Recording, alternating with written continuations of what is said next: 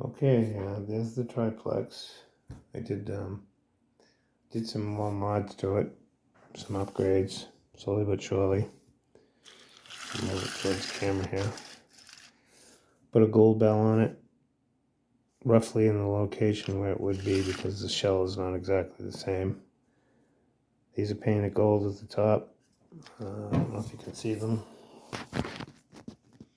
They've been cleared over so they won't wear down. Painted the rails black, cleared over those. Clear's not completely dry, that's why it's still shiny right there. Put the handrails down the side. Now, these handrails are supposed to come to the front and then bend down here. But this nose is a little bit different, so that's the way I did it. It's my train. That's the way I wanted it. Now, my next project will be to put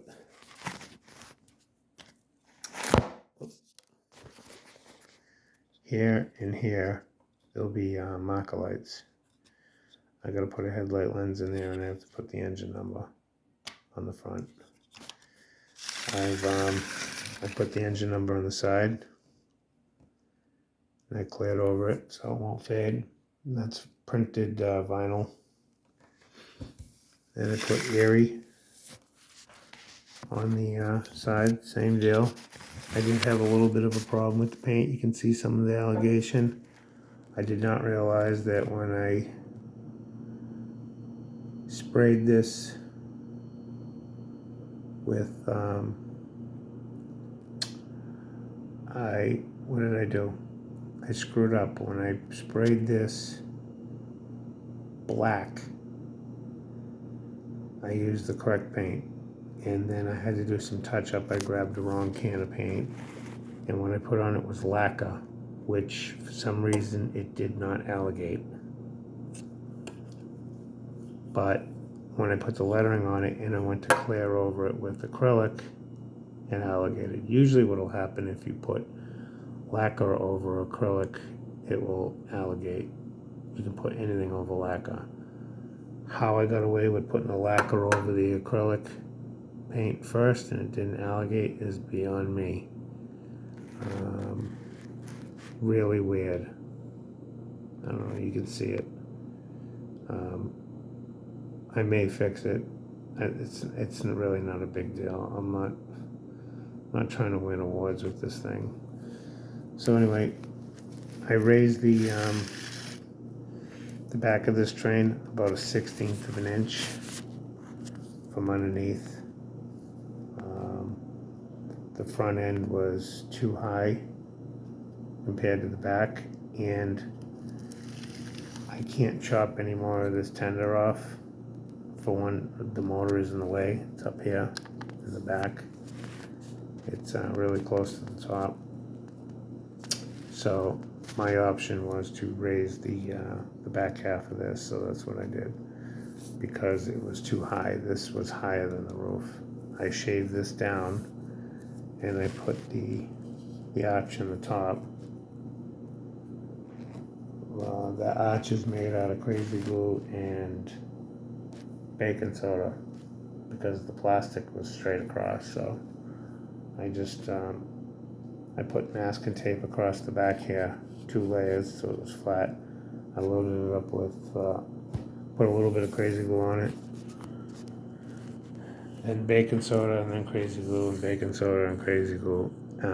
Obviously it didn't have the shape. I waited for it to about 30 seconds. I pulled the masking tape off, glued the back side where the crazy glue didn't soak through, waited for it to cure, and then used the Dremel on it. I Dremeled down this. Now if that was a Virginia, it would say Virginian on it. This train here is actually closer to a Virginia than it is an Erie, because the size of the drivers are small. The Virginia has smaller drivers than the Erie does. But the Virginia has 4 wheels on that back, on the tender in the back, not 2. The Erie has 2. So I kind of mix-matched for what I had for parts and what I could do. I think it looks fine. I mean, if you buy a MTH or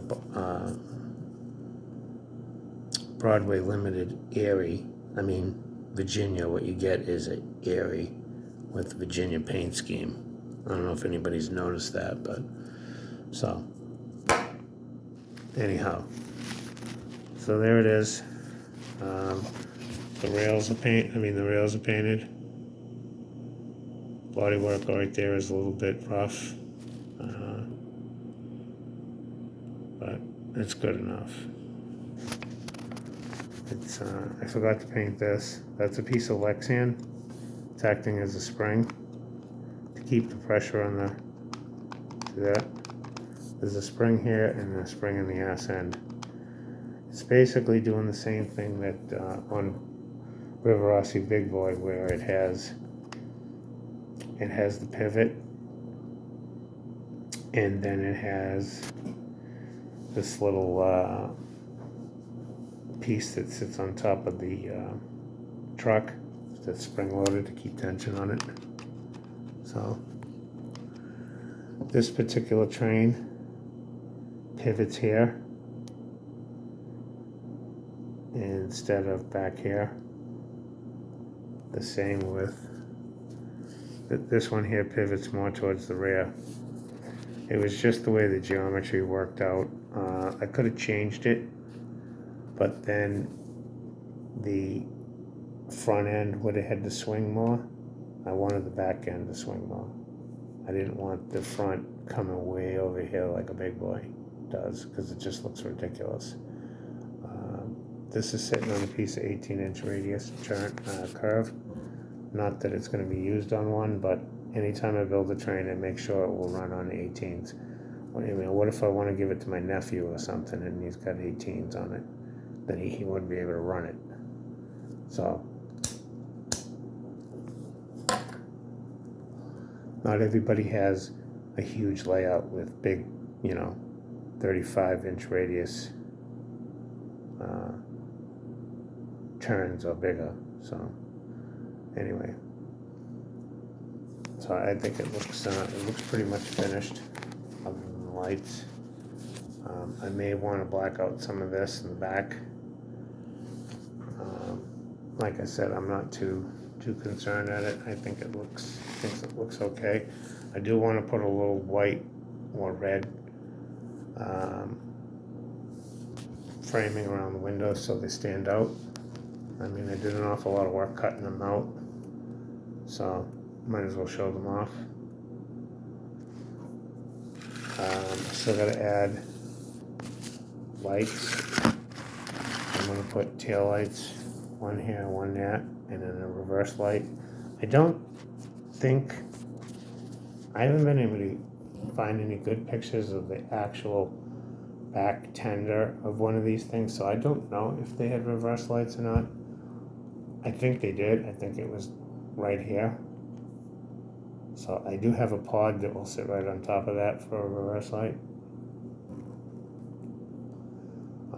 My exhaust stack is not up high enough. It really needs to be up, if anybody that's watching this and looking at it going, it doesn't look like it's high enough. Well, it's because it's not.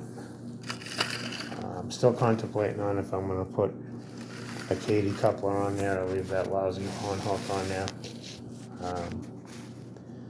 I did want to kind of keep the River Rossi stuff as far as parts go, even though I cut everything up to original, so this train is strictly made out of River Rossi parts, other than a couple pieces of plastic that I added. I utilized anything that I had that was River Rossi, including the bottom truck here is where the center wheels would be on a Berkshire tender. I chopped the truck. I filled the holes where the screw would go through, and I baking sodaed it and crazy glue, made it really strong, and then shaved enough off that the wheel set would fit inside of it. And then of course what's holding it on there is a piece of bent Lexan that acts like a spring. You can hear it. Keeps the tension on the track, and it takes up a hell of a lot less space than would have taken me to use a piece of metal with a spring. Once in a while you might have to take it and bend it back, but as long as you don't crease it when you bend it, it'll have spring action. Unless you overbend it, which I know better to do that. So that's pretty much it. I do want to put some sort of detail inside the cab at some point. The back piece of what you see there is black. That's all lead. That's the it's acting as two things. It's acting as the back half of the firebox comes into the cab and actually is in front of that window on the actual train. So it serves two purposes. It's doing that, and it's the weight. This is what it looks like from the front. This is the incorrect nose, obviously, because it's a homemade train. It's the closest one I had. This one I believe was off of Berkshire. It had notches cut on the bottom. I filled them, made it round again. I added some piping here, like the original one, that are mounted to the frame. To the shell. They don't move, obviously. So there you have it. Please leave a comment. Let me know what you think. Be honest. If you say it looks great and you don't think it does, you're not helping me any. So thanks for watching. Please subscribe and have a good evening. Thank you.